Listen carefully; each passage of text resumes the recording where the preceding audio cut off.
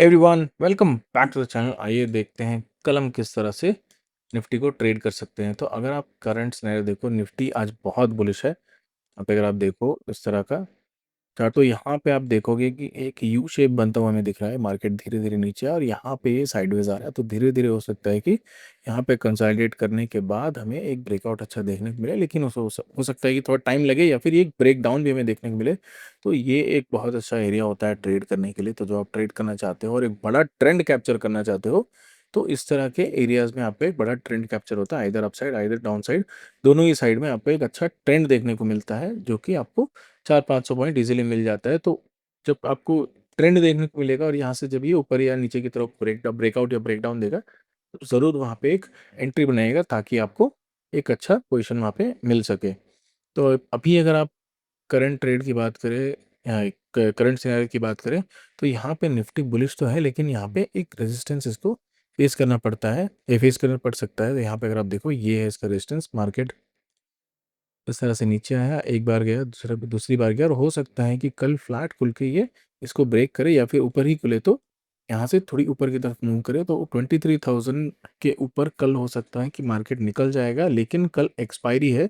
तो एक्सपायरी में सबसे बड़ी प्रॉब्लम क्या होती है कि मार्केट इस तरह जाता है ऊपर नीचे और फिर यहाँ पे क्लोज होता है। तो इस तरह का जो मार्केट है, वो बहुत कंफ्यूज करके रखता है। मार्केट इस तरह का क्लोज होता है और यहाँ पे ना लॉस ना प्रॉफिट, बहुत ही छोटे मार्जिन पे ये क्लोज होता है। जब नॉर्मली 70% 80% टाइम्स या फिर बहुत अच्छा ट्रेंड हमें देखने को मिलता है। तो अगर एक अच्छा न्यूज़ रात को इंजेक्ट होता है, तो हो सकता है कल के दिन एक अच्छा ट्रेंड देखने को मिले हमें, और मार्केट एक बुलिश साइड मूव करने लगे। तो ये ऊपर की तरफ जब ब्रेकआउट देगा तो बहुत ही अच्छा मूव देगा। एटलीस्ट ये 23,500 तक ये मूव दे सकता है कल के दिन के लिए।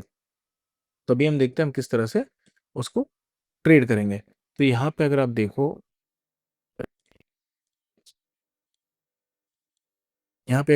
तो यहाँ से निफ्टी अगर यहाँ पे देखो, एक बॉटम बनाया, ऊपर गया, एक रिट्रेसमेंट गया, फिर ऊपर गया, तो हो सकता है कि और एक रिट्रेसमेंट आए या फिर साइडवेज आए और उसके बाद ये ब्रेकआउट हो। तो कल अगर फ्लैट खुलता है और उसके बाद धीरे धीरे करके 23,000 के ऊपर निकलता है, अगर आज 23,000 के नीचे क्लोज देता है तब मैं बोल रहा हूँ, वरना जहाँ भी ये क्लोज होगा और उसके बाद अगर ये ऊपर की तरफ खुलता है 50-60 पॉइंट और उसके बाद ये धीरे धीरे करके वापस ऊपर की तरफ ही मूव करने लगता है, तो आप क्या कर सकते हो, एक स्टॉप लॉस लेके यहाँ पे एक बाई ट्रिगर हो जाएगा। 10-15 मिनट देखना, और कैंडल से अगर अच्छी सी सपोर्ट करे, फॉर एग्जांपल अगर 1 मिनट कैंडल भी देखो, तो 1 मिनट कैंडल अगर ऊपर जाता है और धीरे धीरे साइडवेज होता है और फिर ये ब्रेकआउट देता है, तो यहाँ इस एरिया पे आप अपना यू नो अलर्ट, यहाँ पे अलर्ट रहिएगा। और उसके बाद यहाँ पे जब ये ब्रेकआउट देगा, तो इस कैंडल पे आप एंट्री कर सकते हो। स्टॉप लॉस और टारगेट अपने हिसाब से आप सेट कर सकते हो, लेकिन एक बुलिश मूव में यहाँ पे ज़रूर यहाँ पे आप बुलिश मूव मिस मत करिएगा, बुलिश मूव ज़रूर आइडेंटिफाई करिएगा।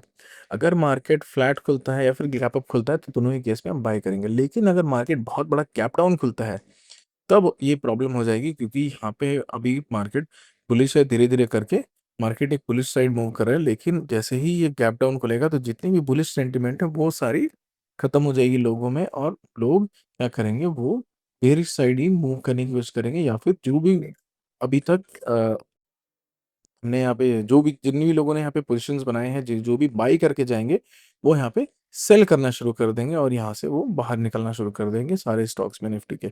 तो इसीलिए जब भी अगर आप देखो, कल अगर गैप डाउन खुलता है, तो मार्केट में और ज़्यादा सेलिंग हमें देखने को मिल सकती है। हो सकता है मार्केट और ज़्यादा नीचे की तरफ मूव करने लगे, क्योंकि सब ये लोग ट्रैप हो जाएंगे, और ट्रैप के बाद जब मार्केट नीचे की तरफ मूव करने लगेगा, तो धीरे-धीरे करके लोग ऑलमोस्ट इसको 22,000 के आस-पास तक लेकर आ जाएँगे, क्योंकि यहाँ पे लोग एग्रेसिवली सेल कर, क्योंकि आप देखो, बहुत लोग ने बाई करके गए होंगे कि यहाँ से टर्न अराउंड हो जाएगा, निफ्टी पॉजिटिव आ जाएगा। उस तरह की फीलिंग में बहुत लोगों ने यहाँ पे बाई किया होगा, तो यहाँ पे लोग अपनी जो पोज़ीशंस है वो वापस से काटना शुरू कर देंगे, और धीरे-धीरे करके निफ्टी और धीरे-धीरे नीचे की तरफ स्लाइड होते रहेगा। अगर मार्केट गैप डाउन खुलता है मिनिमम 100 पॉइंट तक, अगर मार्केट गैप डाउन खुलता है, तो तब ये सिनेरियो हम देख सकते हैं।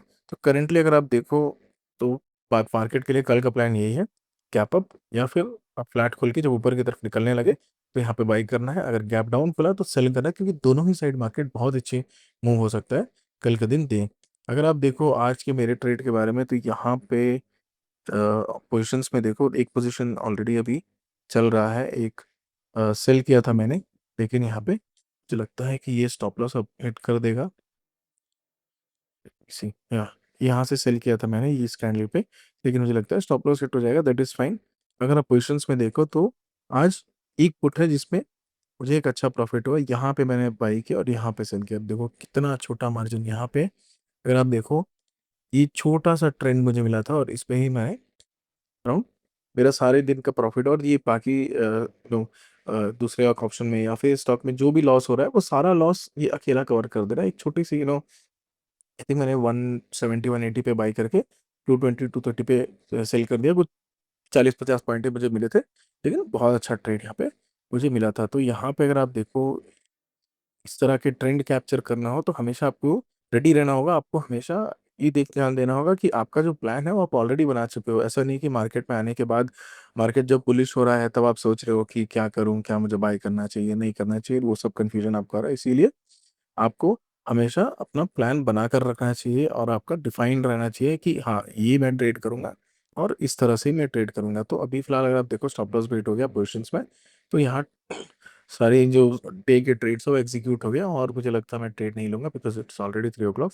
तो कल के लिए अभी हम प्रिपेयर करेंगे। कल जैसे कि मैंने एक्सप्लेन किया कि इस तरह का सिनेरियो है मार्केट में, गैप डाउन या फिर गैप अप खुले, सॉरी फ्लैट या फिर गैप अप खुले, दोनों ही केस में हम बाई करेंगे। अगर मार्केट गैप डाउन खुलता है तो वहाँ पे सेलिंग करेंगे। तो मार्केट में वॉलेटिलिटी कल बहुत रहेगी, प्लस एक्सपायरी भी है और चार्ट पैटर्न्स भी बहुत फिलहाल इसको सपोर्ट कर रहे हैं। So that is all for the day. आप ट्राई करिएगा, आप धीरे-धीरे करके अपनी भी एनालिसिस करें। ऐसा नहीं है कि मैंने जो एनालिसिस किया वो 100% सही होगा। मार्केट ना किसी की एनालिसिस देखता है, ना कुछ करता है, वो मार्केट अपने हिसाब से ही चलता है। हम बस प्रेडिक्ट कर सकते हैं कि किस तरह से आगे का मूव होगा अपने पास्ट एक्सपीरियंसेस और मार्केट के डेटा के हिसाब से। सो अगर वीडियो अच्छा लगा तो ज़रूर सब्सक्राइब करिएगा। ऐसे धीरे-धीरे करके हम मार्केट में और रिसर्च करेंगे और धीरे-धीरे करके अगर आप देखो यहाँ पे स्टॉक ट्रेडिंग में मैं स्टॉक्स बहुत कम ट्रेड करता था, लेकिन slowly I am trying to trade. यहाँ पे अगर आप देखो, यहाँ पे मैंने ट्राई किया था कि यहाँ पे इसको एक सेलिंग मिली, यहाँ पे एक रिट्रेस हुआ था। एक्सप्लेन दिस यहाँ पे अगर आप देखो मार्केट नीचे गया था, वही मार्केट नीचे गया, उसके बाद एक यहाँ पे रिट्रेस है, तो मुझे लगा था यहाँ से हो सकता है कि ये नीचे की तरफ आए, तो इस रेड कैंडल पे मैंने सेल किया था, लेकिन ये स्टॉप लॉस हिट कर गया, बट इट इज़ फाइन। तो धीरे-धीरे करके मैं स्टॉक्स में भी ट्रेड करने की कोशिश कर रहा हूँ, क्योंकि मैं सिर्फ ऑप्शंस में ही ट्रेड करता हूँ शुरू से।